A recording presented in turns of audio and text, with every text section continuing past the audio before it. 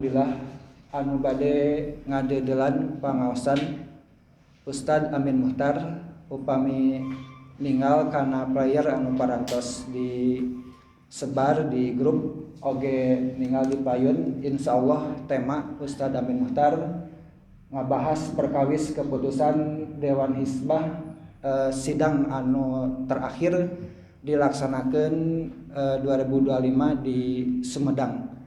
Atanapi Ustad aya simkuring tepat macamah disebatna oge aya nu nyuhunkeun patwa Sumedang gitu sana. Bupati Sumedang nyuhunkeun sapatos kitu supados janten aya istilah anu janten istilahna malah kenang-kenangan gitu.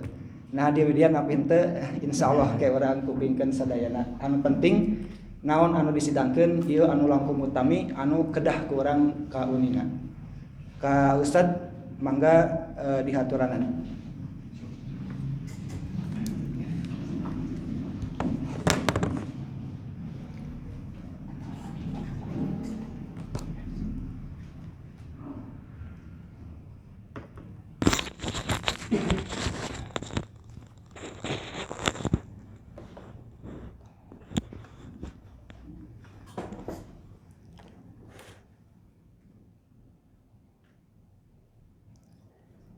Innal hamdalillah nahmaduhu wa nasta'inuhu wa nastaghfiruh wa na'udzu billahi min syururi anfusina wa min sayyiati a'malina may yahdihillahu fala mudhillalah wa may yudlil fala hadiyalah wa asyhadu an la ilaha illallah wahdahu la syarikalah wa asyhadu anna muhammadar rasulullah alladzi la nabiyya ba'da amma ba'd. Faqala Allah ta'ala fil Qur'anil Karim a'udzu billahi minasyaitonir rajim ya ayyuhalladzina amanu la ta'kulu amwalakum bainakum bil batil al ayah wa qala Rasulullah sallallahu alaihi wasallam salasun fihinna al barakah al bay'u ila ajalin wal muqaradah al hadis. Hadirin ikhwati iman, bapak-bapak, ibu-ibu serta para mujahid ilmu generasi baru, terkhusus orang tua dan guru kita Al Ustad Toha dan keluarga besar Ustad Usaipuddin dan H.E. Barnas beserta keluarga besar para sesepuh lainnya. Begitu pula senior dan kakak Ustad Syarif dan para senior jam'iyah.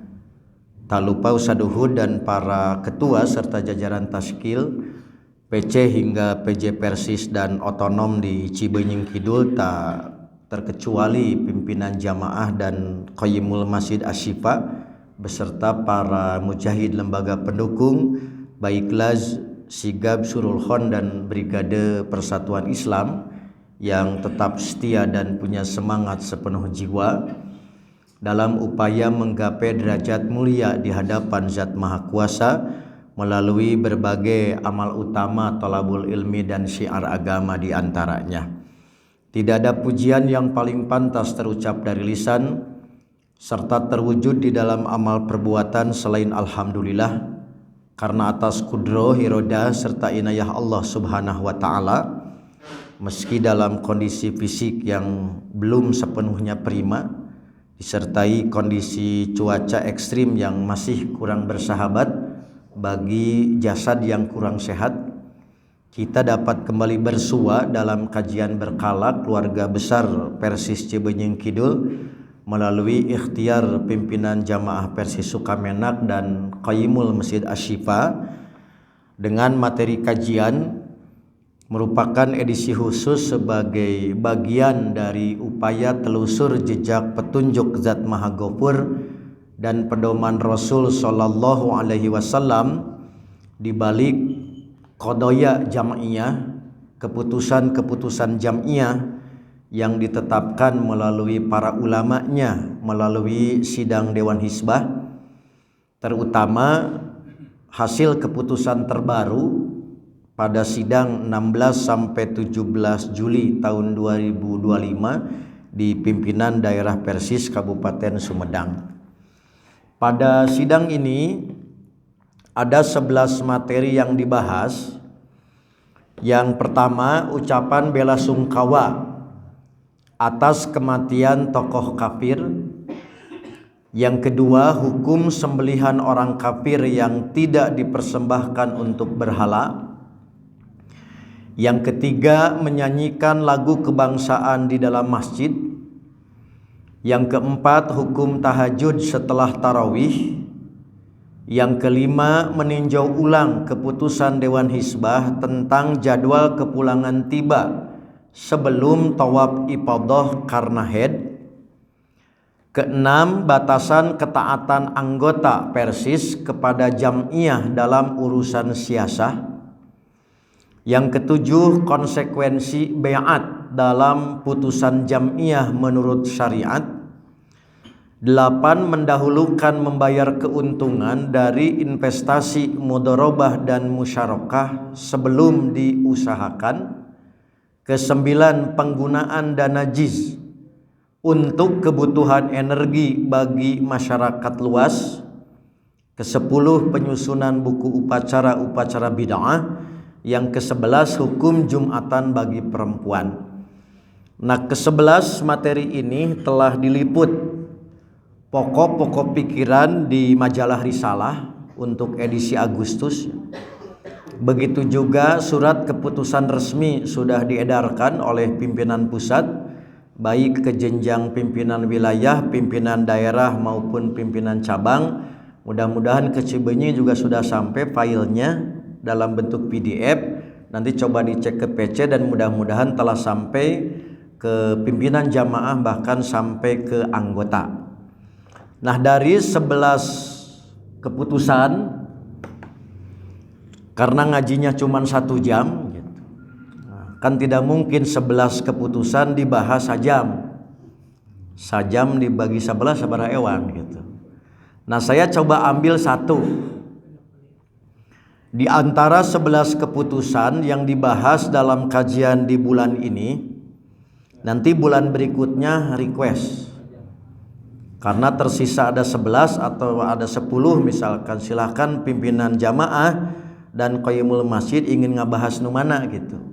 Ada stok 10 bulan yang akan datang. Muntah hujan kata gitu. Nah, yaitu yang akan dibahas tentang mendahulukan membayar keuntungan dari investasi mudharabah dan musyarakah sebelum diusahakan. Jadi kalau seseorang mendapat penawaran, sebelum dananya diputar sudah dijanjikan akan diberi keuntungan gitu. Misalkan ini uang 100 juta, kalau Anda invest kepada saya, nah saya akan kasih kepada Anda misalkan 3%, padahal belum diputar gitu. Ini dalam kerangka terutama nanti di perbankan syariah gitu kan. Kemudian di lembaga keuangan syariah ada semacam bisnis seperti ini modelnya. Ya, bagaimana hukumnya menerima keuntungan padahal can digolangkeun gitu. Sorry Bang, itu bahasa Perancis, bahasa golang teh gitu. Nah, karena tos palinter orang Cibeunyi mah gitulah teu kudu dibahas, intinya inilah kesimpulannya, ngarah gancang beres ngajina gitu. Berkenaan dengan masalah ini, Dewan Hizbah sepakat menetapkan istinbat atau keputusan hukum sebagai berikut. 1. Wajib menetapkan nisbah atau prosentase bagi hasil dalam akad mudharabah dan musyarakah di awal perjanjian atau akad. Jadi berapa prosentase yang akan didapat oleh pemodal, berapa yang akan didapat oleh pengelola, itu harus sudah dinyatakan di awal. Tidak boleh kerjasama usaha sabaraha ewang hasilna aku mangkewe, tidak boleh. Apalagi ke di akhir gitu. Ingat, bagi hasil itu bagi untung bagi rugi. Kade bagi hasil teh bagi untung bagi rugi. Ulah karena tadi kerjasama hayang bagi untung wungkul. Nah, jadi namina bagi hasil itu bagi untung, bagi rugi. Nisbat keuntungannya akan sama seperti nisbat juga untuk kerugian. Contoh. Bagi pemodal 10%, bagi pengelola 80%, pami aya nu sanggupeun gitu. Anggapnya normalna teh 70-30 atau 60-40. 70 bagi pengelola, 30 bagi pemodal. Bagi hasil, bagi rugi ge sami, sakitu nisbat yang akan diperoleh gitu. Nah, itu harus ditetapkan di awal. Kalau kerjasama investasi atau kerjasama usaha sesuai dengan syariat. Jadi jangan sampai usaha geus digolangkeun, hak saya berapa keuntungannya, berapa bagi tadi pengelola can jelas. Ke di akhir kakara we jadi nu tadi teh usaha gitu diputer teh gitu. Itu yang dimaksud wajib menetapkan nisbah atau prosentase. Adapun tentang prosentasenya Islam tidak mematok, silahkan sesuai kesepakatan gitu. Ini contoh di bank syariah contoh. Gak akan saya sebutkan bankna gitu. Margi teh masih hanpi. Hanas di promo teh aya 10% gitu. Ada penawaran namanya deposito mudharabah. Okay. Kita nasabah nih. Kalau nyimpennya di bawah 100 juta, kita nggak bisa nego gitu. Karena bank sudah menghitung keuntungan untuk bank, maka kita mendapatkannya 40%. Bagi bank sebagai pelaksana atau pengelola usaha itu 60%. Tapi kalau di atas 100 juta bisa nego gitu. Itu silahkan, yang penting sepakat. Tapi besaran komposisi nisbat atau prosentase pada dasarnya Islam tidak mematok. Sama seperti kita usaha, berapa laba yang bisa kita tetapkan ketika kita jual beli. Nah, maka laba usaha Islam juga tidak menetapkan. Pek bayar 3.000% ge nyokot untung ari payu mah gitu. Anu daekeun meuli moal kena karena pasti gede kan si biaya output atau harga jual. Nah, itu sekali lagi wajib ditetapkan kesepakatannya, tapi berapa kesepakatan prosentasenya pada dasarnya itu fleksibel. Islam tidak mematok, tergantung kesepakatan. Yang kedua, mengambil keuntungan dari akad bagi hasil baik dengan skema mudharabah. Jadi mudharabah itu kongsi antara pemilik modal dengan pengelola. Kalau musyarakah, joint venture-nya itu para pemilik modal. Seperti pemilik perusahaan atau pemilik saham. Aya limaan gitu. Nah, anggap aja di komisaris misalkan si para pemilik modal itu. Nah, jadi mudharabah itu antara pemilik modal dengan mudharib pengelola usaha. Kalau musyarakah itu para pemilik modal. Sama berapa persentase bebas.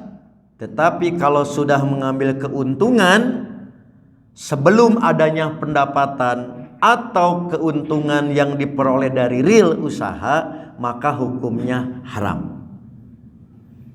Saya ulangi, mengambil keuntungan dari akad bagi hasil dengan skema mudharabah maupun musyarakah sebelum adanya pendapatan atau keuntungan yang diperoleh real, hukumnya haram. Keempat, prediksi keuntungan bagi hasil. Sebagai analisa keuntungan investasi hukumnya mubah. Bahkan sampai simulasi diurang. Silahkan. Sabaraha abdi kalamun investasi di dinya. Tah perkiraan mah sakieu-sakieu silahkan.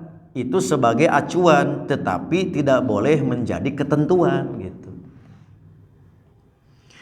Kemudian yang keempat, sohibul mal atau pemodal atau syarik boleh mendapatkan keuntungan di awal dari mudorib atau pengelola usaha atau mitra usaha dengan akad qard. Jadi gitu kejadiannya. Kan yang tadi tuh keuntungan tidak boleh didapat sebelum usaha diputer. Sementara nu nyimpen butuh duit gitu. Bari heureuy, nah butuh duit mah beuti simpen atuh pake we eta kan gitu Pak. Sekali deh gratis kali. Bulan hareup kakara diputer gitu. Sementara butuhna ayeuna. Nah, sekiranya mau seperti itu, jangan ditetapkan sebagai keuntungan usaha, pakai we dana talangan.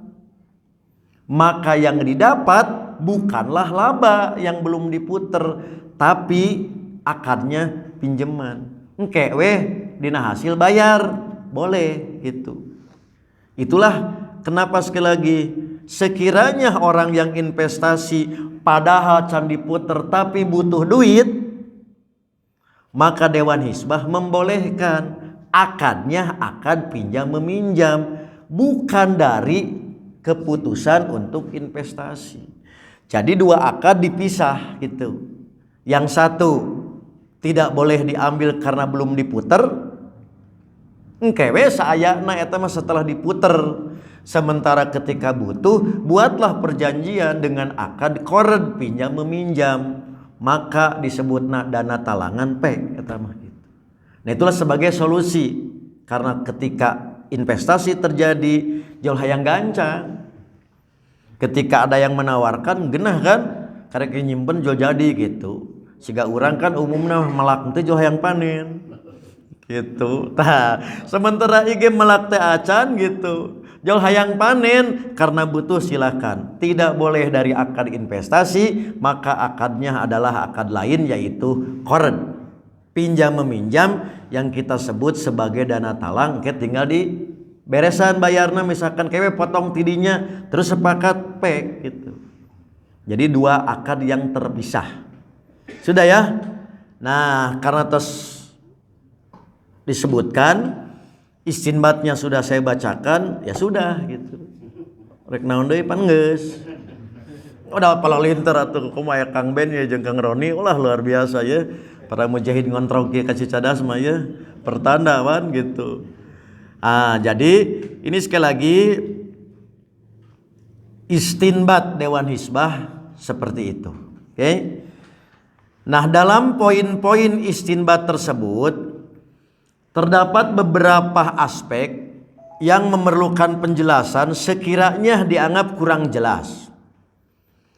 Pertama, mengapa hukumnya haram? Nah, Dewan Hizbah menetapkan hukum haram karena dalam cara demikian mengambil untung sebelum diputar, karena sudah pasti bertentangan dengan prinsip dasar bagi hasil. Disebut bagi hasil kumaha pan acan diputerna oge gitu. Berarti menyalahi prinsip yang disebut bagi hasil. Yang kedua, sudah pasti mengandung goror, spekulasi. Sok juga kieu. Diputer acan, terus saya dapat uang, kira-kira dapat uang nanti mana? Spekulasi kan? Tina hasil nu can pasti, ari untung geus geura. Sementara yang namanya usaha kan fluktuasi. Kumaha fluktuasi teh? Ayeuna untung, ayeuna rugi, isuk teh untung gitu kan. Lain ge fluktuasi teh bangkrut gitu. Itu yang disebut dengan tadi sifat manusia kan begitu gitu. Makanya mohon maaf yang sebesar-besarnya, karena terkadang kita pelaku usaha ingin menarik pemodal, kita menawarkan program ini berarti kita setengah kaki hidup dengan ketidakpastian. Karena pasti ada spekulasi. Jangan ngajanjikeun begitu. Di mana padahal yang namanya usaha fluktuasi gitu. Itu namanya mengandung goror. Yang ketiga sudah pasti nanti mengandung potensi riba gitu. Nah, riba kapan jadi hutang? Seakan-akan jadi hutang. Padahal yang namanya bisnis kerjasama. Si pedagang jauh jadi aya beban kudu mereka wajiban. Padahal kerjasama. Punten pisan tapi mulai nawan. Kewe lah. Akhir tahun lah. Seperti kita pinjem ke bank untuk apa? Misalkan modal kerja, lain nginjem itu teh. Namina teh kerja sama usaha. Urang teh nepi ka asa ciut bahwa urang teh nu nginjem, salah pikiran eta. Kapan ngaranna ge ngajukeun modal usaha berarti kerja sama. Ta eta kudu dirobah mindset eta teh. Nah, kapan bank teh moal maju lamun teu diputerkeun? Berarti posisi kita teh bukan peminjam, mitra. Matak dirobah mindsetnya teh gitu. Jadi orang mah begitu nginjem teh jauh jaya beban. Sementara muter usaha kudu fresh, rek kumaha bisa muter tanaga jauh asa beban. Karena mindsetnya teh nginjem padahal kerja sama usaha. Matakna rada legek saeutik geuningan kitu. Begitu sebelum jatuh tempo teh telepon. Rek dicokot moal ya cicilan, mun teu gugur gitu. Kitu padahal eueuh duitna mah gitu. Ieu mau gitu diudag-udag kamu ahli pengajian hafal Quran 34 juz. Dia udah ku debt collector pengeri atuh. Cek Quran teh halo, dikemanakan aku gitu. Nah, 34 juz ku debt collector wae gitu, mati kutu, dibalik dirobah. Rek cokot mah sia gitu, mun teh gugurnya balikeun gitu. Padahal eueuh duitna mah. Tah eta teh kudu dirobah mindset eta teh gitu. Oke? Nah, jadi kenapa diharamkan? Karena paling tidak ada 3 unsur yang bisa menyalahi ketentuan syariat. Satu tadi menyalahi prinsip bagi hasil, karena tadi hasil tinu mana pan acan. Yang kedua berpotensi pasti spekulasi, untung-untungan, gambling kan gitu. Yang ketiga berpotensi riba. Yang kedua dihukumi boleh. Dalam angka tadi apa sih bedanya antara dagang dan judai? You know judai? Tingali. Hasil dagang belum tentu diketahui pasti. Hasil judi sarua. Apa yang membedakan? Bedana ari dagang mah ada estimasi. Ada perhitungan. Judi menghitung naonna eueuh. Jadi baik judi maupun tadi jual beli, dua-duanya tidak pasti. Tapi yang membedakan proses. Tak itu, siga kieu. Mun urang berobat ke dokter, dijamin sembuh gitu. Cantang tuh. Terus lamun urang tadi berobat ke dukun, bisa paeh gitu. Pek teh ka dokter cager, ka dukun maut atau sabalikna kan bisa. Tapi yang jadi masalah bukan hasil tapi prosesna Allah ridho. Berobat ka dukun cager, Allah na teu ridho. Ditakdirkeun ka dokter terus maut, Allah ridho dina ikhtiar ta eta. Makanya boleh gitu. Ketika kita nawarkeun bisa bade invest ka abdi sakieu bukan kepastian tapi prediksi dan estimasi karena ada pengalaman. Umumna lamun jual kentang mah sakieu di mana cenah gitu. Ih cenah teh eukeur atau acan gitu kan. Pokokna mah cenah weh. Erek moal kalau omong Hanas tadi presentasi pek teh moal investna gitu. Kan bae da ngaranna ge dagang atuh gitu kan. Ya, tong loba nanya pokokna mah didinya per bulan 15 juta gitu kan. Tah gitu teh. Justru karena ada prediksi, karena ada perhitungan. Boleh kalau sekedar untuk memprediksi atau estimasi, tetapi bukan memastikan. Bakal pisikieun pokokna malah gitu. Pasti tingnya gitu. Sebab yakin lamun gitu mundur kan investor gitu. Da mau ngerugi atuh nyimpen duit ya gitu. Nah, jadi sekali lagi haram karena ini pertimbangan, mubah karena ini pertimbangan. Kemudian adanya jalan keluar. Tadi namanya hailah syar'iyah. Jika pemodal membutuhkan dana tunai, solusinya bukan merusak akad yang sudah disepakati, tetapi membuat akad paralel yang sah, yaitu qard hasan, pinjaman tanpa bunga dari pengelola kepada pemodal. Ini menjaga kemurnian akad di satu sisi bagi hasil dan memisahkan secara tegas mana betul-betul bagi hasil investasi dan mana hubungan hutang piutang. Jadi itu sekali lagi, jangan sampai kita pengelola jadi dibebankan boga hutang yang juga kewajiban. Padahal si itu nu nginjem duitna hayang beda deui catat we hutang piutang. Urusan tadi rek auto debit ya. Bagi hasil aya hasil ayeuna bulan ieu sakieu. Siap. Angkana wungkulnya naon kapan jeblok boga hutang auto debit teh dipotong gitu kan. Boleh yang penting akannya jelaskeun. Entong tadi rutin hayang bagi hasil narima hutang anggar teu dibayar gitu. Tak gitu pentingna ketegasan dua kamar dalam satu kerjasama tetapi kamarnya dipisah. Itu sebagai sekali lagi solusi gitu. Sekiranya tadi praktek lapangan karena membutuhkan demikian, aya solusina. Sok we tegaskeun nginjem, disebutna dana talangan. Berarti dana talangan itu mengganti yang belum jatuh tempo. Pake heula ngan ke wayahna gitu. Jadi jangan dirobah di tengah jalan karena hayang nginjem, dirobah-robah ke si akadna jadi teu jelas. Gara-gara naon? Gara-gara nginjem tapi hoyong dina akad investasi gitu. Tidak boleh gitu. Gitu. Sudah ya? Nah, maka terakhir karena sudah jam 11 gitu. Keputusan Dewan Hizbah tentang mendahulukan membayar keuntungan dari investasi, mudharabah dan musyarakah sebelum diusahakan tidak lahir dari ruang hampa. Tidak lahir ujug-ujug, tidak lahir sekonyong-konyong, tetapi merupakan hasil dari proses istinbat, yaitu penarikan kesimpulan hukum yang sangat ketat, yang didasarkan pada istidlal, yaitu penelusuran dan pemetaan dalil yang komprehensif terhadap nas-nas Al-Quran dan As-Sunnah.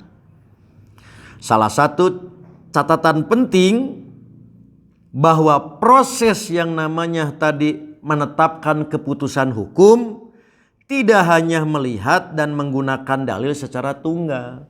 Jadi entong kieu punten.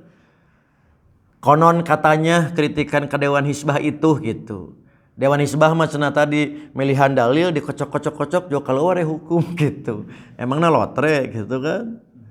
Nah, jadi tidak boleh gitu mengambil keputusan hanya parsial bagian demi bagian, tapi coba seluruh dalil yang terkait itu perlu.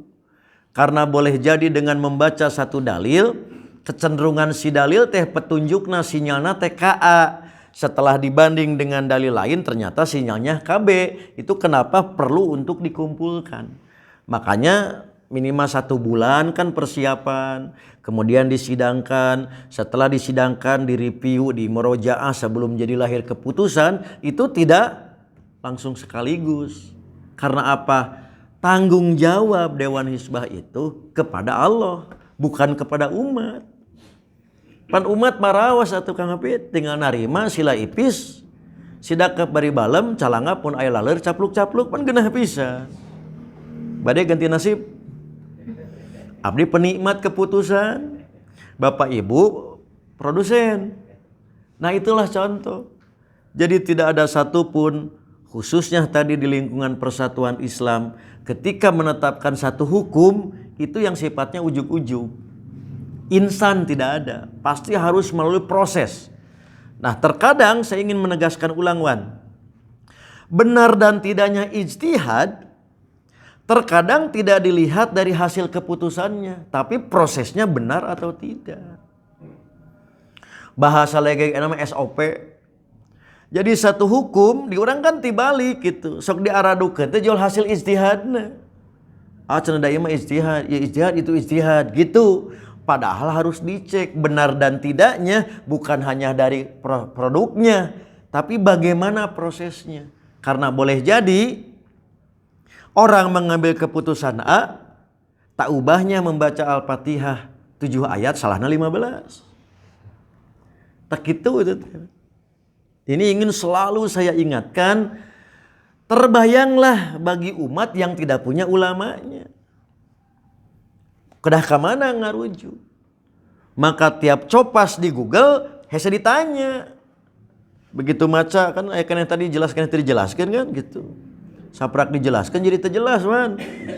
Nah itulah diantara keberuntungan kita. Punya dewan fatwa, punya ulama itu. Karena sekali lagi bukan hanya tadi dibimbing dengan keputusan hukum, tapi juga diajarkan sebetulnya bagaimana proses. Disitulah kaderisasi.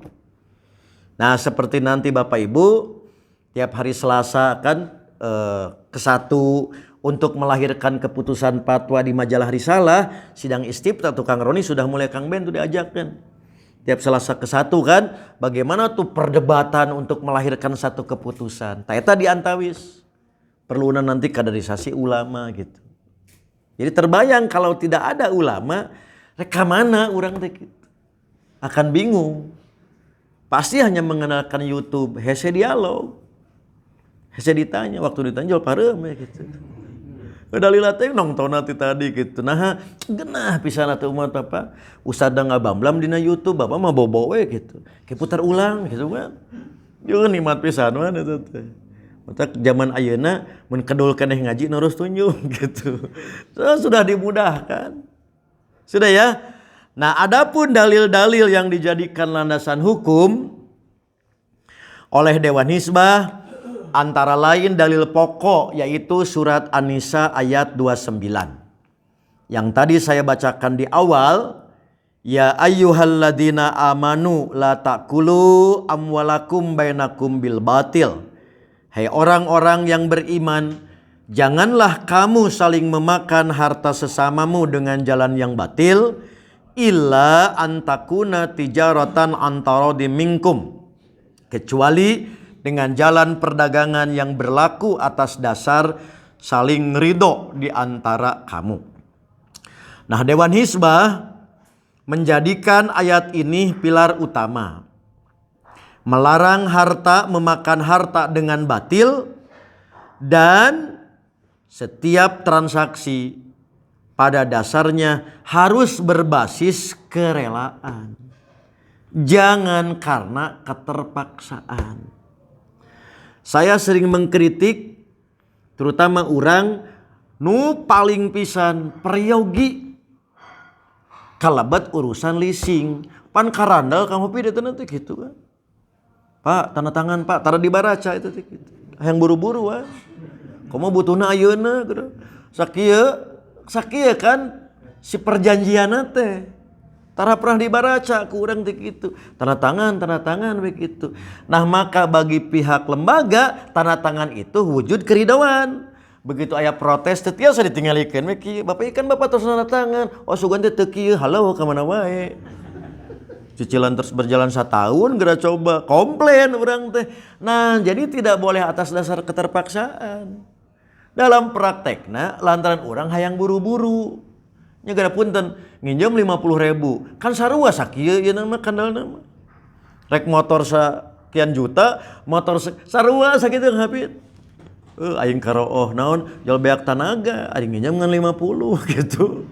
Tah itu sekali lagi dalam konteks hari ini wujud antarodin itu satu pakai kwitansi, pakai materai, bahkan Al-Baqarah 282 sampai ke notaris.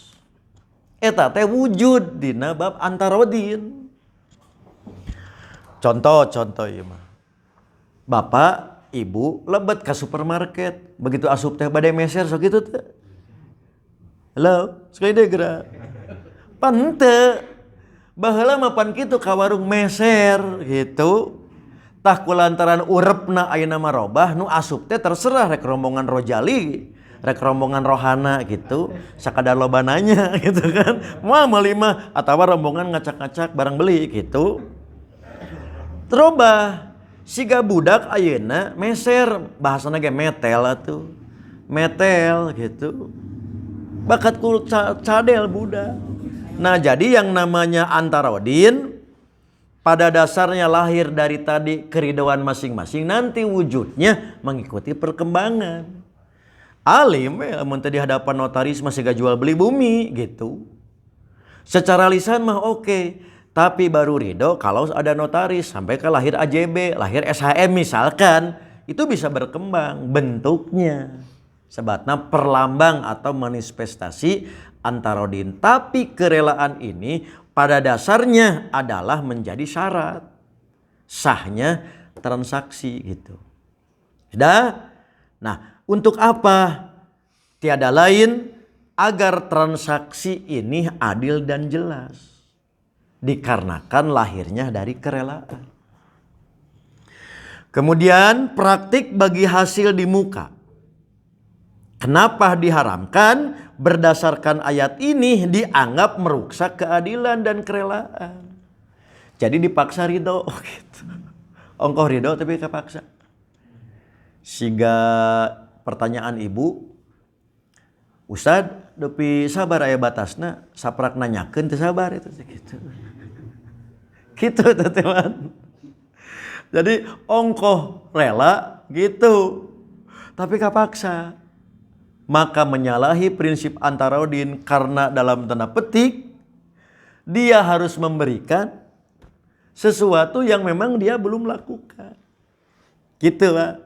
Jadi merusak keadilan dan prinsip kerelaan karena salah satu pihak, yaitu pemodal diuntungkan secara pasti, sementara pihak lain yaitu pengelola menanggung semua resiko yang usaha yang belum pasti. Padahal asalnya tanggung renteng, tanggung untung, tanggung rugi.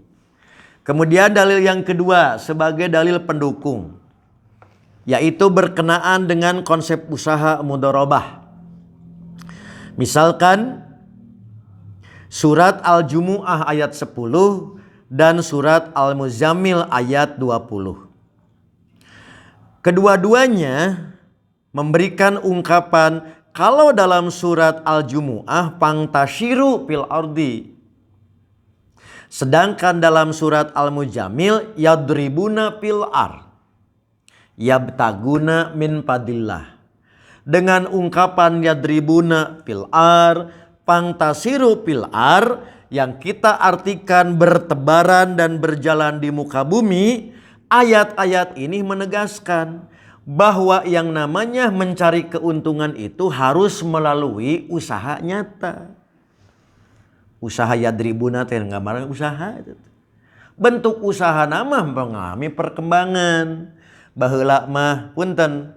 Kalau ibu bertemu dengan tadi ada home credit di New York, pasti orang Singaparna gitu. Bapak ke Chicago mendakan pabrik kerupuk, pasti orang Ciamis gitu. Macam-macam baheula mah jeung fisikna. Ayeuna ngajedog cenah ngajedog. Cicing di imah karena aya online ku Gojek, COD-an dan sebagainya. Itu mah teknis, silahkan perkembangan gitu. Metode nama. Tapi yang pasti itu menggambarkan ada usaha nyata. Jadi ulah bodong. Jual naon? Jual etalase. Eueuh sebenarnya mah gitu. Nu diputer usahana teh pasangkeun we gitu. Mau disebutkeun Jalan Sudirman mah hampir itu gitu. Punten Pak ieu mah.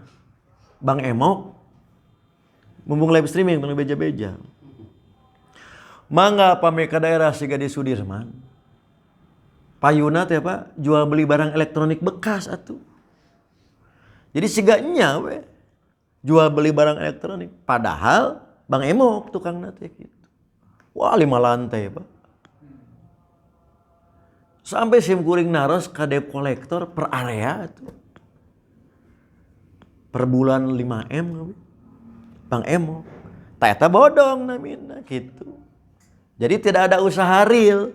Maka barang-barang sekedar etalase wungkul gitu. Jadi siga nu nya usaha padahal mah tah gitu. Ini harus yadribuna Fantasiru, bahwa yang namanya keuntungan itu dari harus usaha nyata. Jadi mencek bahasa aya nama, aya barangna, aya ikhtiarna. Walaupun barangna mobil gitu. Nyanya pugu da mobil mah ngajedog gitu. Nampe boleh jadi emas gitu. Da aya nama teu kedah jeung fisikna. Emasna online tapi pasti aya. Lain sekedar tadi gambar emas. Padahal eueuh gitu. Mau ke Pegadaian, mau via BRI gitu kan, Bapak Ibu yang punya Brimo BRI kan ada investasi itu teh kerjasama BRI misalkan yang Pegadaian, bayarna online didinya, dapatnya sekian gram. Kalau butuh fisik nanti bisa tinggal diambil gitu. Nah itu contoh yang sebut usaha nyata. Ada apa? Bahasa lagi nama underline gitu kan, ada aset real gitu, ada komoditas real gitu atau jasa. Oke. Nah, keuntungan syar'i adalah hasil dari usaha, bukan hasil dari jaminan yang akan diberikan di awal. Jadi bisnis naon? Bisnis janji gitu. Janji naon? Janji mere. Di awal itu beresiko tinggi gitu. Karena kosong hakikatnya. Terserah ya pokoknya kumaha manehna we cenah usahana, yang penting saya dapat gitu, enggak boleh. Kalau dalam konteks tadi investasi atau ngamodalan teh gitu. Bapak usaha naon? Usaha janji gitu. Gitu. Berarti teh boga komoditas nama kasasaha teh tadi dagang janji we naon? Sekian persen tangke teh scam namina teh gitu. Eueuh we nu ngamodalan deui habis siga MLM gitu. Masih keneh banyak kaki yang daftar untuk yang jaringan di atas hidup. Tapi eueuh nu daftar deui magol selesai gitu. Jadi piramida uang kana teh gitu. Ka dieu janji sok bade gitu. Padahal ti manang teh nu ti dieu duit ti dieu pake mayar. Oh nya cenah muter usahana gitu teh. Semakin banyak berhasil, tapi hiji saat eureun. Mentok kakabehan gitu. Bikin nyawa menghiji. Bikin hulu hiji gitu, itu bakal ngaman. Nah disitulah baru terasa gitu. Jadi mohon maaf yang saya sebesar-besarnya Wan gitu. Seperti kita dengan bank. Ari keur anteng mah tara nyebut riba Kang Hopit gitu. Kebegitu kagugusur, ulah ka bank riba nggak boleh. Si horeng galak teh lain soleh gitu. Naon teu bisaeun gitu. Asal nama nya lancar mah aman we gitu. Begitu tadi nombok mah ya. Kakara nggak boleh, hukumnya nggak boleh gitu. Haramkan bank gara-gara naon? Kagak gusur. Ari kerja bisa ngegelan mah antang we tidak boleh. Sinikas pasti itu teh bakal kosong kalau tidak diputer, sementara bank muter. Urang geus pasti duit aya. Keur narima. Anggeus kitu rek kumaha muterkeunana geus pasti kewajiban kudu bayar. Tak eta teh punten sakapeung jadi hilang cara berhitung kieu teh. Mata lamun orang ngajukeun ka bank ngitung. Sorry bro, lain uang gratis ieu teh kitu. Asik meunang Botram gitu kan. Sini kudu diputer eta teh. Gitu. Kan tos pasti gitu kan. Kewan catat 2026 eta mah. Jadi antara nu nginjem jeung nu nyimpen teh sarua. Setali 3 uang dalam konteks perputaran itu. Karena satu angka bisa berkali-kali. Pinterna teh kan gitu. Saya tadi nyimpen hiji gitu. Diinjem hiji. Ku duit eta keneh. Nu nginjemna 100 bisa. Matakna cek si murang ge lamun rek jahat sing bener gitu. Gitu. Juga urang rek soleh ka babawa gitu. Ya. Jadi harus dari usaha real, bukan hasil dari jaminan, janji yang diberikan di awal. Beresiko akan terasa berat lantaran tidak ada tenaga. Sementara orang sudah menjanjikan gitu. Tuh berani beresiko, bahaya memang Islam sudah mengingatkan gitu. Ya, kemudian dalil pendukung lain konsep kemitraan, yaitu hadis Abu Hurairah. Hadis qudsi Dari Abu Hurairah yang diriwayatkan oleh Imam Abu Daud, Allah berfirman, ana salisu syarikain malam yakhun ahaduhuma sahibahu.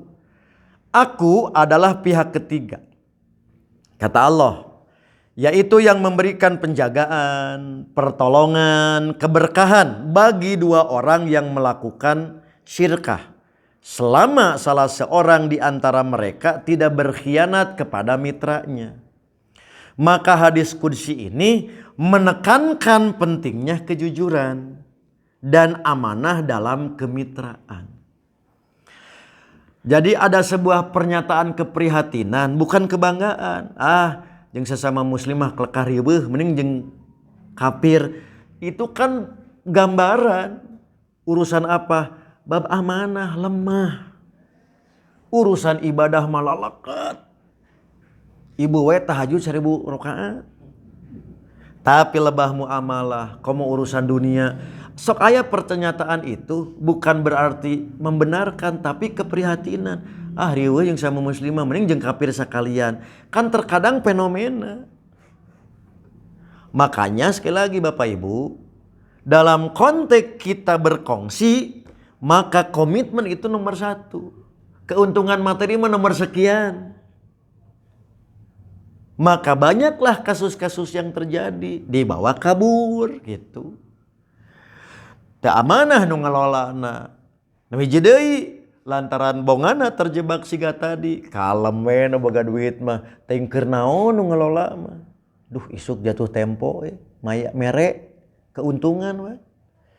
Dihitung-hitung can sakieu 24 jam can bisa sare. Kitu we nu mikir mah kitu. Ini penting tuh ditekankan. Komitmen. Karena hakikatnya yang melakukan transaksi saksi nate hakikat nama bukan notaris atau manusia, tapi Allah langsung berpihak. Lamun tadi mulai hianat, Allah tidak ikut tangan. Pek we kumarane cek kolot ya mah ari sanggup mah pek sanggup mawa. Nah kan gitu bahasa sepuh mah. Tapi keberkahan hilang. Oke. Maka praktik bagi hasil di muka dapat memicu praduga dan sengketa yang menyebabkan keluarnya Allah dari kemitraan tersebut. Maksudnya hilangnya keberkahan. Kemudian dalil pendukung lain berkenaan dengan struktur akad, yaitu hadis Ibnu Umar dan Aisyah tentang khiyar, di mana praktek Nabi dalam memperkerjakan seseorang untuk mengambil manfaat dari tanah Khaybar, sebut nama ro gitu. Jadi pinterna Nabi wan tong beja-beja wan. Asli wan era urang teh ku Nabi teh wan gitu. Jadi pinternya Nabi ketika kita mendapatkan rampasan perang, okay, cek bahasa orang Cicadas mah bangga dengan banyaknya aset, fix aset. Tapi sanu ngurus. Maka terkadang banyak wakaf terbengkalai karena tadi tidak ada duit cair. Sementara tadi butuh rek ke rumah sakit, kan teu mungkin tanahna disemplekeun dibawa ke rumah sakit ke RSUD. Dek kasih RSUD teh kitu. Abdi gaduh tanah 1 hektar, teu bisa Pak mayar mah ayeuna. Pinternya Nabi kebanyakan sahabat Nabi itu pedagang, bukan petani. Maka dirampas. Ti Yahudi da eleh perang. Orang Yahudi na kita ngurus tanah. Oke maro 2 keuntungan. Asetnya jadi milik kita, produktif, tas siga kitu Pak. Pas maca ieu hadis ieu nyaan pinter Nabi. Tak urang mah kulantaran kebanggaan sekadar boga daftar aset, bingung ngurus. Mohon maaf yang sebesar-besarnya. Jadi siga ngeritik ka urang teh cenah persis manaon terbangkalai eueuh duit. Eta teh ngurus sertifikat we wakafna coba sabaraha wa? Mun persis gaduh 1 juta hektar, mangga di eta ngurus sertifikat sabaraha? Emang nu wakif sok masihan gitu? Tak ieu keur tadi ngurus sertifikatna. Ieu keur modal pupukna tara. Kajeun produktif. PC eureun da kas PC dikadinyakeun gitu kan. Nah, itu contoh yang namanya struktur akad, bahwa yang namanya mudharabah itu sudah dipraktekkan gitu. Ya anggap Nabi teh pemodal gitu. Si Yahudi teh mudhari pengelola. Nah, karena di bidang pertanian namina musyakot atau muzaroah. 2. Keputusan beliau dalam kasus jual beli budak yang cacat. Kan orang kieu punten. Orang yang punya barang pasti melebeli barangnya kecap nomor hiji. Gitu kan? Apa? Padahal ada cacat yang disembunyikan. Pasti moal mungkin si pedagang teh, Bapak Ibu bade meser barang abdi, pasti narosna keunggulan lain, ieu mah cacatna kieu barang ieu teh gitu. Kumaha cacatna teh? Lamun ibu ngaraosan barang abdi dedeyeun gitu kan. Kan tara itu orang. Malah ditutup. Nah, maka Islam mengajarkan harus dibuka hak khiyar, yaitu komplain. Gitu. Ganti dengan barang baru atau kembali uang, namanya khiyar. Nabi mendapatkan komplain seperti ini gitu. Dalam jual beli budak belian, saat sudah barang didapat oleh si pembeli, ternyata ada cacat di budak berlian itu. Kan Nabi ngelaporkan. Maka kata Nabi, ganti dengan budak yang lain atau balikin duitnya. Tanamina hak khiyar. Oke, jadi harus dibuka. Antara pihak-pihak yang bertransaksi itu dibuka ruang gitu. Ruang komplain mun bahasa ayeuna mah gitu. Nah, sementara hadis Aisyah inilah yang menjadi dasar lahirnya kaidah fikih al-kharaj bid-dhaman, hak atas hasil timbul dari kewajiban menanggung resiko adalah kunci argumentasi. Prakteknya, jika pemodal harus menjamin, pengelola harus menjamin keuntungan di muka, berarti menanggung resiko ada pada si pemodal, ada pada si pengelola. Maka hal ini bertentangan. Nah, kapan kudu tanggung renteng? Sementara tadi mengambil keuntungan di awal, maka yang menjamin resiko itu semuanya ditanggung oleh pengelola. Nah, jelas ini menyalahi ketentuan dalil dan kaidah al-kharaj bid-dhaman. Yang terakhir, selain merujuk kepada dalil-dalil Quran, hadis dan kaidah fikih yang tadi, Dewan Hizbah juga merujuk kepada kaidah fikih lain sebagai filter atau penyaring. Di antara kaidah yang populer, kullu qardin jarra manfaatan fahuwa riban. Setiap pinjaman yang menarik manfaat adalah riba. Inilah yang terjadi jika keuntungan di muka dipaksakan. Yang asalnya adalah hasil dari usaha bersama, maka berubah menjadi manfaat yang dipaksa. Maka seakan-akan jadi penginjem. Si pengelola teh padahal kerja sama usaha, naon kudu rutin setor. Nah, jelas menyalahi itu kaidah itu. Kemudian kaidah yang tadi al-kharaj bid-dhaman, memperoleh hasil harus sejalan dengan menanggung resiko atau kerugian. Memisahkan antara hasil dan resiko adalah penyimpangan. Oke? Nah, inilah kurang lebih catatan-catatan yang ingin disampaikan, bahwa keputusan Dewan Hizbah ini bukan untuk mempersulit, tetapi justru untuk melindungi kita semua, baik kita sebagai pemodal maupun pengelola, dari praktek yang tidak adil dan dari dosa riba. Tujuan akhirnya adalah mewujudkan ekonomi yang penuh keberkahan, di mana keuntungan didapatkan secara halal dan jiwa serta transparan.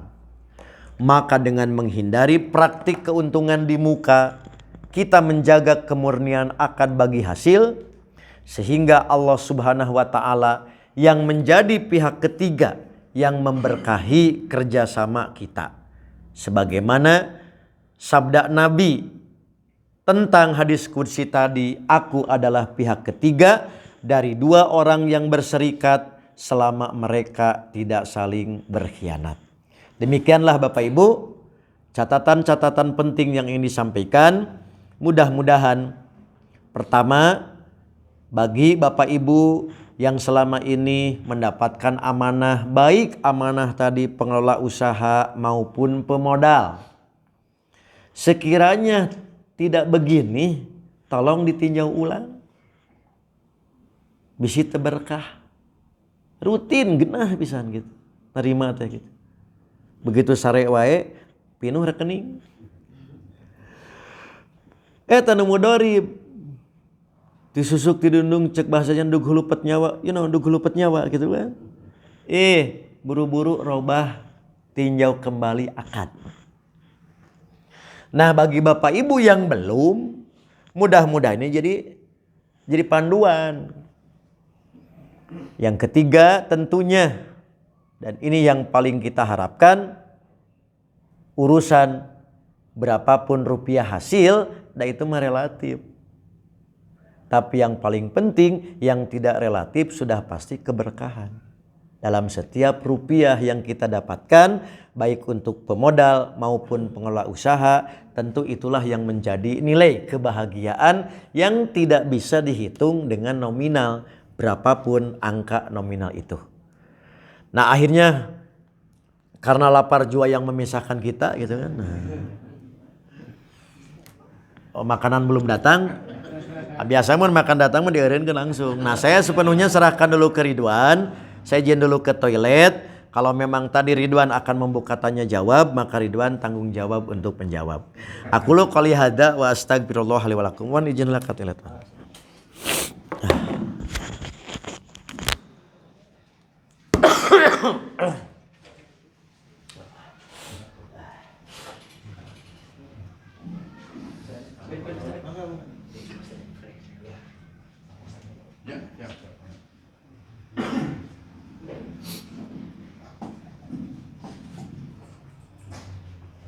Alhamdulillah, jazakumullahu khairan katsira. Ngaturkeun nuhun ka Ustadz Amin Muhtar penjelasan anu kacina pisan jelasna kanggo urang sadayana panduan dina masalah ekonomi syariah. Bab mudharabah sareng musyarakah tadi insyaallah urang sadayana parantos memahami tinu naon anu dijelaskeun ku Al Ustad. Hadirin, bilih aya pertarosan sesuai tema atanapi masalah-masalah anu sanes, mangga katanya.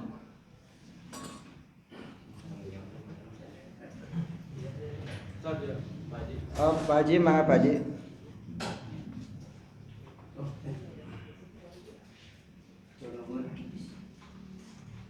Mangga Pak Haji.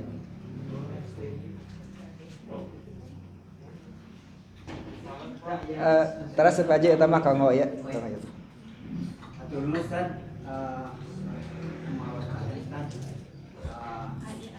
ada peminjam dan yang meminjam.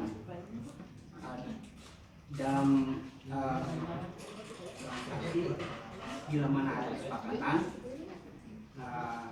itu dibolehkan diarahkan. Nah, yang ditanyakan tentang deposito, Ustaz. Mohon. Deposito berjangka. Deposito kan ada perjanjian kesepakatan mengenai keuntungan yang disebut bunga. Nah, bunga deposito itu termasuk haram atau termasuk halal? Ya. Karena tidak semua yang mendepositokan uangnya itu mencari keuntungan, ada juga yang safety money. Ya. Mungkin sementara itu aja dulu Ustaz. Dari bunga deposito itu bila mana haram, jadi bunganya itu dikemanakan. Oh ya. Terima kasih Ustaz. Assalamualaikum warahmatullahi wabarakatuh.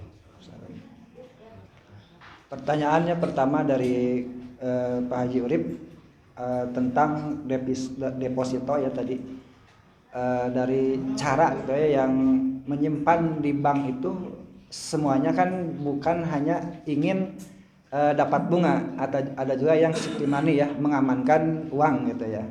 Nah tadi bagaimana kalau prosesnya atau caranya seperti deposito yang kita ketahui adanya keuntungan gitu kan dari yang berjangka tuh berapa bulan berapa tahun. Nah itu hukumnya bagaimana, kalau haram caranya harus seperti apa ya, itu pertanyaan yang pertama. Mangga pilih ayah anu kedua Asani, mangga Asani. Mau bertanya Ustaz, Mohon. tentang ini permohonan modal ya, Ya. pemerintah apa ke badan zakat untuk usaha gitu kan ya. Ya. Sedangkan zakat itu bukan untuk usaha ya Ustaz ya. Mangga ke diwaler ku Ustaz kayak. Nah, apa hukumnya? Itu aja Ustaz. Siap. Ya, meminta modal, memintanya ini pinjaman atau meminta ya? Meminta Bantuan ya, minta pinjaman. bantuan ya. Kalau dari ininya sih jarang ada yang ngembaliin gitu kan. Oh iya. Mohon. Ya. Jadi mengajukan permohonan ya ke Badan Amil Zakat untuk usaha ya, untuk modal usaha. Biasanya ini kan meminta ya, bukan meminjam gitu. Mangga anu katiluna ya kene teh Pak.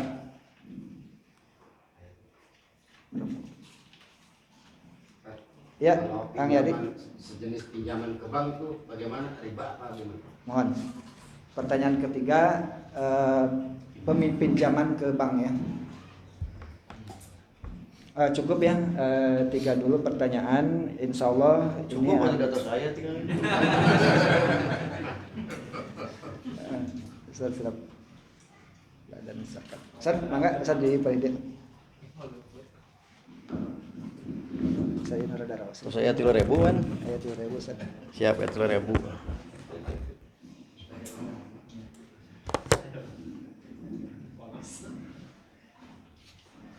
Pertanyaan pertama tentang sistem menyimpan uang di bank.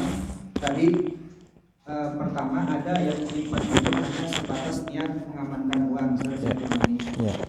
Itu bagaimana? Terus yang kedua, apabila ternyata yang menyimpannya itu dengan proses atau dengan cara seperti deposito yang ada keuntungannya berjenjang gitu. Siap. Itu hukumnya bagaimana? Ya, jadi nanti ada yang perlu saya sampaikan ke publik ya. Tapi nanti sebetulnya ada yang tidak boleh di-live-kan. Oke. Nah, saya akan jawabnya langsung untuk yang di-live ya. Nanti kita mau ngobrol di tukang. Tapi 10% gitu kan. Nah. Pertama,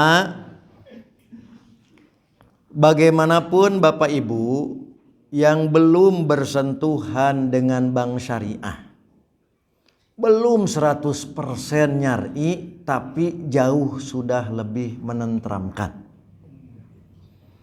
Tah di bank syariah mah minimal mulai pertanyaan kieu gitu. Karena apa? Satu, sekali lagi belum sempurna. Tapi semangat hijrah dunia keuangan itu jauh sudah lebih baik daripada bank konvensional. Oke? Maka pertanyaan ini nggak akan ada, sebab si bank yang menjalankan usaha syariah menyalurkan dananya itu tidak boleh ke sembarang perusahaan.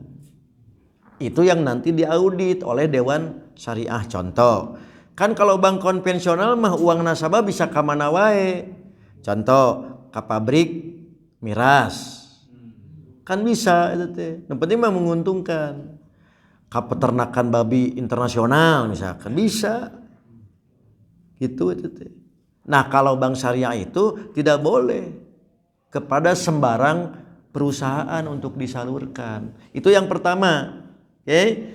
Di sisi yang lain, misalkan ada kekurangan bank syariah di Cicadas, makanya nyimpen 50.000 kudu ka alun-alun, ongkos nawe 100.000 gitu kan, nyimpen ke 50 jebol tuh gitu kan. Berarti kan kita terpaksa daripada naon nyimpen di imah Cantang tu anakan nu puguh mandiri kena inflasi jadi murah. Oke, keamanan. Simpen weh. Berarti setiap kali kita nyimpan pasti di situ ada bunga. Itu eta merek strategi tadi nyimpan per jam cokot deui pek aya teh capek mah gitu. Can kena bunga da kali sajam cokot deui gitu kan. Cek malaikat teh bodoh teh cenah umat Islam ngariripuh maneh gitu. Nah, jadi kesimpulannya selama ada ambil saja yang syariah. Oke, ketika ada kekurangan tidak mungkin yang belum bisa konvensional, berarti kita terpaksa menggunakan. Nah, berarti jawaban saya bagi yang tadi nyimpen di bank konvensional itu sebagai keterpaksaan karena ada kekurangan di bank syariah gitu. Banyaklah itu yang saya katakan kenapa tidak boleh live streaming. Ongko orang teu kudu ngadukung tapi ngagogoreng bank syariah gitu. Tapi bahasa asarwa wae, nah itulah yang harus menjadi tugas kita bersama. Padahal mah teu sami sebenarnya mah gitu.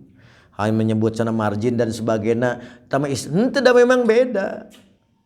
Tapi pada saat berbicara Bang Anu kan 1%, iya 3% jelas eta mah pasti berat. Eta mah da realita kan, tidak bisa dipungkiri. Kalau margin 3%, ku bunga mah malah 1% misalkan. Nah itu mah realita, itu mah kan hitung-hitungan dasar contoh yang jadi perhitungan gitu. Dah itu sekali lagi. Dah ya, jadi itu yang perlu saya sampaikan. Tapi untuk aspek tertentu tidak mungkin nanti di live streaming, oke?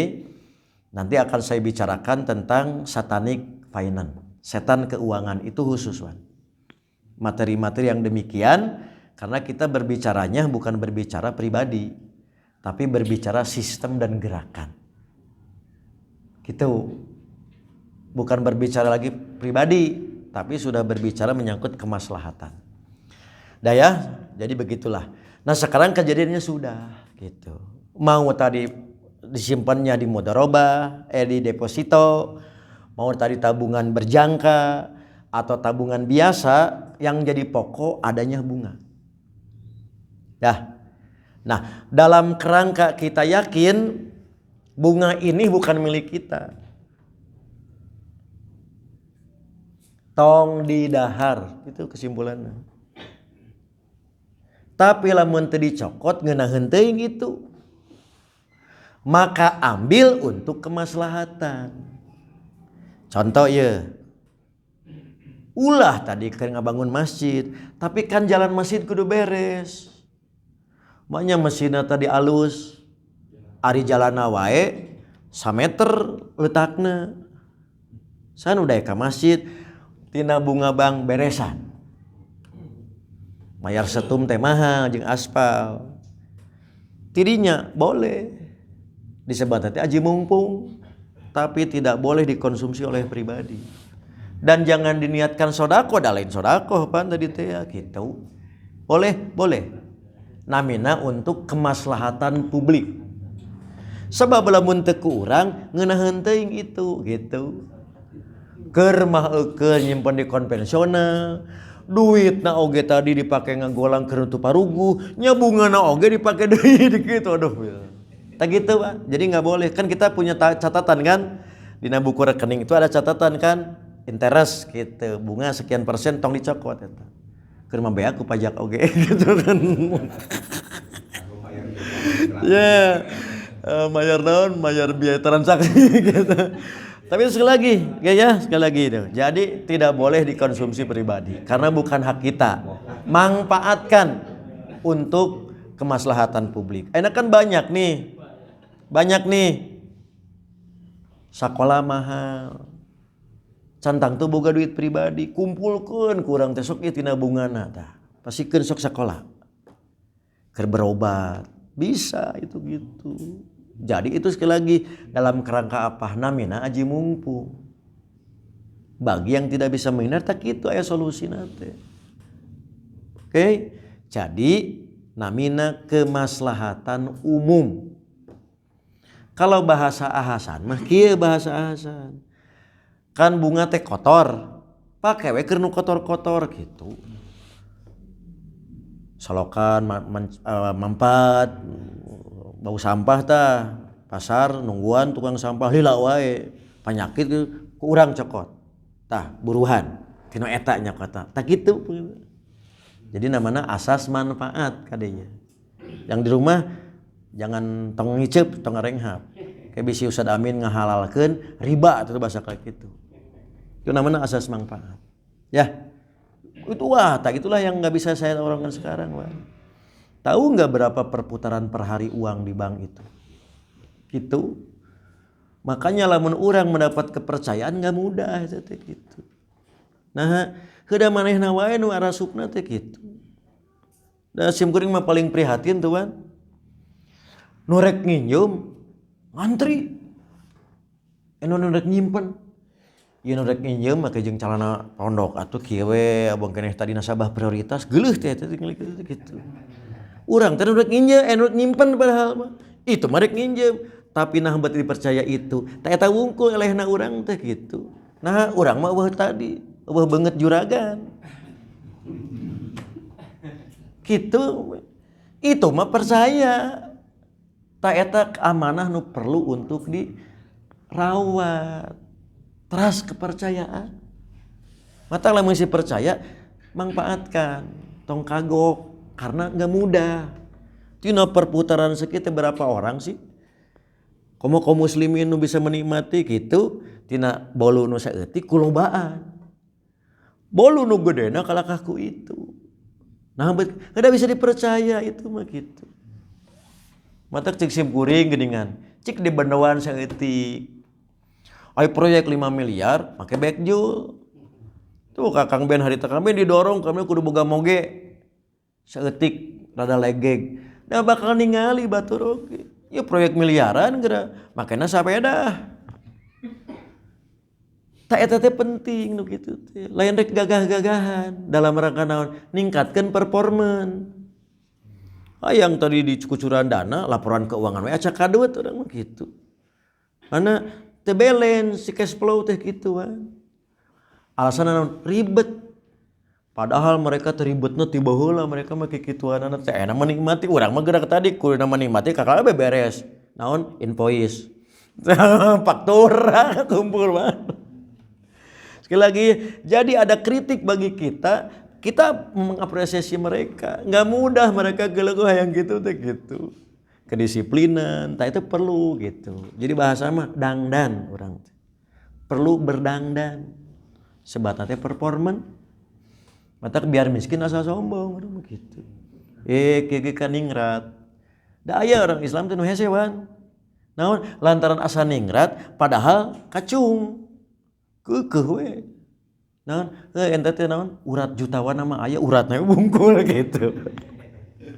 Gitu ya. Jadi silahkan sedapat mungkin sekali lagi sekiranya tadi sudah dimudahkan dengan cara syariah, pakai syariah. Tapi ketika ada kendala di lapangan, Bapak Ibu lebih tahu apa yang didapat itu bukan sebagai hak kita, manfaatkan untuk kemaslahatan publik. Namanya maslahah amah. Maka itu yang lebih pas dibanding dengan diabaikan, juga beresiko didahar, nu pasti lain hak orang gitu. Begitu kan? Pertanyaan kedua Ibu. Ya memohon bantuan modal ke badan zakat. Ya itu juga kembalilah dari sisi niat baik kita apresiasi. Tekuna mah kan ulah dipinjemkeun. Dibikeun karena mustahik gitu kan. Saya ulangi, idealnya bahwa zakat yang dikumpulkan itu dan milik mustahik pada dasarnya harus diberikan, bukan dimodalkan. Tuh pokok tuh. Maka sekiranya seseorang mengajukan karena dia layak mustahik, abere we.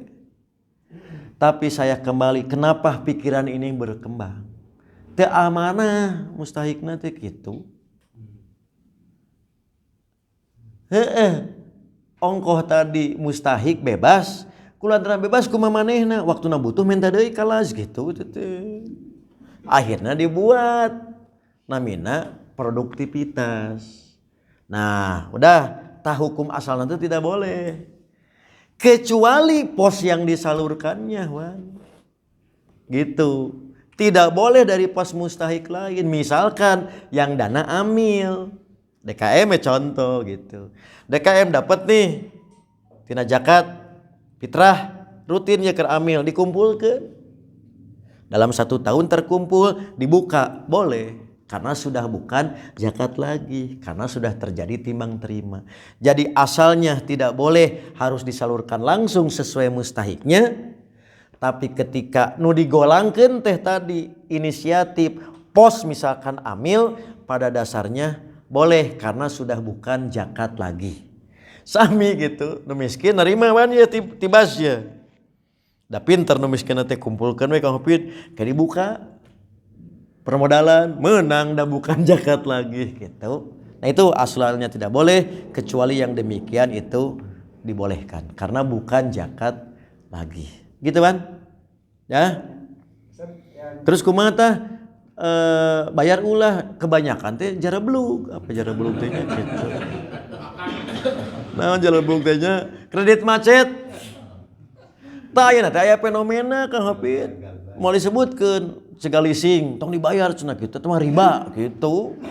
Aya fenomena kabang tong dibayar, pinjol tong dibayar. Ngaranna ge hutang nya hutang mah hutang we. Aya kitu fenomena ini teh gitu kejadian teh, di satu sisi semangatnya bagus, tapi malah tadi lepas dari mulut harimau ke lubang buaya karena dimanfaatkan oge oleh jaringan itu. Ngeunah itu ngajual kan murah. Da bodong atau kosong. Ada sekarang tuh nggak bolehnya hutang mah hutang we. Payahna tong dibayar sana kafir sih eta mah. Nah tuh buat nginjem ke kafir gitu kan. Ada sekarang fenomena, aduh iya bahaya oge jeung di satu sisi pajarkeun Islam teh kudu kitu gitu. Justru urang mah kudu bener jadi peminjam yang baik dan bener nunjukkeun contoh Islam. Adapun kalau tidak mampu kan tinggal badami. Gitu. Nu tadi teh bahwa saya pendapatan menurun kan lebih baik terus terang. Mangga cek bahasa Jerman mah beheung teuk-teukeun, apa beheung teuk-teukeun? Eueuh jabeleun. Ibati beheung. Mending keneh kitu ngarah teu berat urang mah gitu. Entong tadi geus teu mampu, wah gitu udah hayang dipercaya teh ulah mending apa adanya. Debt collector ka dieu yeuh, urang ngopi di dinya dahar age dahar. Sarua pada jelema jangan saling mengganggu kan gitu. Iya ya sampai ya padahal sampai garing dibantemkeun kan gitu kan. Gitu kan ya. Ya terakhir asli. Hukum meminjam ke bank sakit. Tuh sekali lagi tuh. Jadi sekali lagi ulah keur naon nginjem. Karena nginjem mah rek ka bank ka mana ge hutang mah tanggung jawab kudu digantian. Maka saya sering mengingatkan, lamun teu kapaksa mah ulah. Saya khawatir wan, kita nginjem ka bank itu bukan membiayai kebutuhan tapi membiayai keinginan. Lantaran gaya hidup. Lamun tadi murni urang bisa meresan kabutuh mah teu mahal hirup teh. Tapi kulantaran loba kahayang pasti kita banyak kekurangan. Jadi urang mah miskin teh karena apa? Banyak keinginan. Nah maka saya menyatakan tetap tidak boleh. Kalau tadi untuk membiayai keinginan, dages pasti kudu dibayar. Maka Dewan Hizbah menyatakan kalau tidak ada jalan keluar, contoh masih menghargai orang nginjem ke pendidikan, masih menghargai orang nginjem karena terpaksa rumah sakit, ieu mah HP alus keneh gitu, pedah model baru datang, jol hayang ganti, emang ku HP lama gering gitu. Tak eta teh sering gitu, sudah ya. Jadi al aslu haram lamun ka bank konvensional pasti aya riba. Kedua keterpaksaan teh ukuranna jelas. Saha kan aranjeun lebih apa? Cik ieu lamun gitu. Teu make baju kieu, si horeng nginjeumna teh loba dipake konsumtif. Nu tadi teh berarti terpaksana teh henteu sebenarnya mah pedah gaya gitu. Naon jaket hanggera ganti. Geus 5 tahun can ganti, emang jadi paeh mun teu diganti jaket. Tak eta nu jadi masalah, Wan. Oke, makanya saya sekali lagi urusan darurat mah umat nu arapal. Tapi tolong dipisahkan, benarkah terpaksa minjam itu untuk kebutuhan atau keinginan? Karena hidup kita jadi mahal gara-gara keinginan bukan kebutuhan. Sebab kebutuhan mah terukur. Nah, salah satu contohnya, sok we antum nginjem ka bank keur naon? Kan terukur. Disiplin teh begitu ke cair, danana cair. Jangan lain-lain. Tak itu yang namanya amanah, teu dijaga. Padahal lamun bank teh bisa komokur mah tuh. Urang teh amanah ka ngopi, da betul-betul mere tenaga tuh. Asal disiplin. Tak urang mah jauh sok ka mana ucara acret bahasa Prancisna mah. Nginjem ti dieu keur A, kenyataanna keur ana sabaraha persen. Kebanyakan keur konsumtif. Padahal sudah demikian diperingan model kurte gitu. Itu yang berubah di tengah jalan. Matak bingung mata kuan teh rek darurat kumaha gitu. Prakteknya sering seperti itu. Jadi sekali lagi keur naon nginjem. Sabisa-bisa mah ulah nginjem. Syukur-syukur maya dulur. Nginjem ka dulur jaminan suku gitu kan. Sagede percaya. Terakhir asli terus. Da emut atuh Abah Usman emut baheula. Yes, cenah lamun urang usaha ngarah teu riweuh pangapit. Geus modal mah 10.000. Teu kudu urusan jeung bank, ngantong loba kahayang. Tah sakitu. Jadi demikianlah yang ingin disampaikan. Mudah-mudahan Allah Subhanahu wa taala senantiasa memberikan sikap istiqomah dan kekuatan. Khususnya dalam konteks demikian, Allah selalu memudahkan jalan keluar saat kita menghadapi kesulitan. Tapi sekiranya kita terpaksa harus ngibing zaman, nah maka mudah-mudahan amanah dan disiplin itu betul-betul modal besar yang harus kita kelola sekuat tenaga. Akhirnya Bapak Ibu, karena bala-bala jiwa yang sudah mengabibita, saya Amit Munur Amit Mungkur, hapunten anu kasuhun, insyaallah kita bertemu kembali di bulan depan dalam keadaan sehat walafiat. Tadi dengan tema dipersilahkan nanti jamaah atau qoyim yang mengajukan dari sisa lah 10 atau 9 untuk dibahas dalam pertemuan selanjutnya. Aqulu qouli hadza wa astaghfirullah li wa lakum. Wassalamualaikum warahmatullahi wabarakatuh.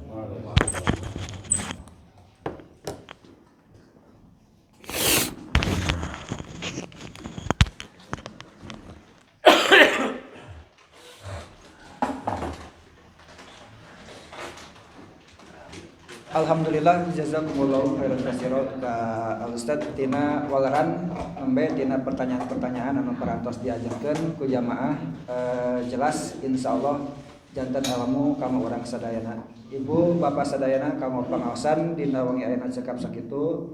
Rabbana atina fid dunya hasanah wa fil akhirati hasanah wa qina adzabannar. Wassalamualaikum warahmatullahi wabarakatuh. Edisi heula, edisi ngampar fotonya. Merapat lah. Di Singapura lah. Kang Ben kayak edisi khusus Kang Ben tuh selama ini kawan-kawan dengan Kang Ben. Merapat.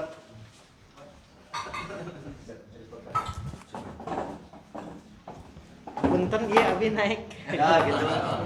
Aduh kalau terus. Siap. Mangapa punten milarian posisi nyalira. Siap. Posisi KBD ke kamera.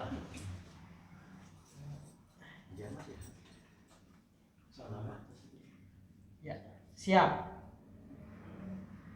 Ya, 1 2 3 tahan 1 2 3. Jempol sukseskan. Ya. Siap. 1 2 3 tahan 1 2 3. Jangan kasih kendar pada apa nomor teman. Ya, siap. 1 2 3 tahan 1 2 3. Jadi sangguan tak kekurangan gizi terjahit. Sangguan. Ya, siap. Mujahid kekurangan gizi sangguan. 1 2 3 tahan 1 2 3. Sip, alhamdulillah. Dia dengan Kang Ben dia, Kang Ben beladi lah. Oh iya. Dia dengan Kang Roni Kang Ben lah. Abad-abad tuh ya. Sono pisan buat kali kontrol kali ya.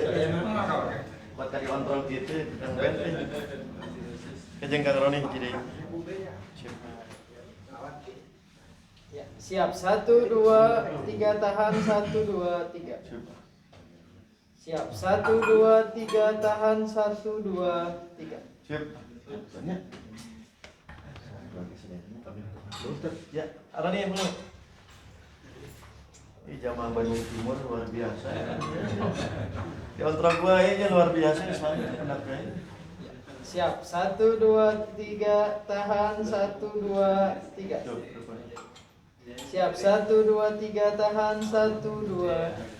Siap. Selamat datang. Jamaah sadaya. Ada masih kondisikan usaha-usaha yang mata kan Kang Roni wah hadir wae cenah lah gitu. Ya perwakilan. Tunggu aja. Roni bekerja. Beda.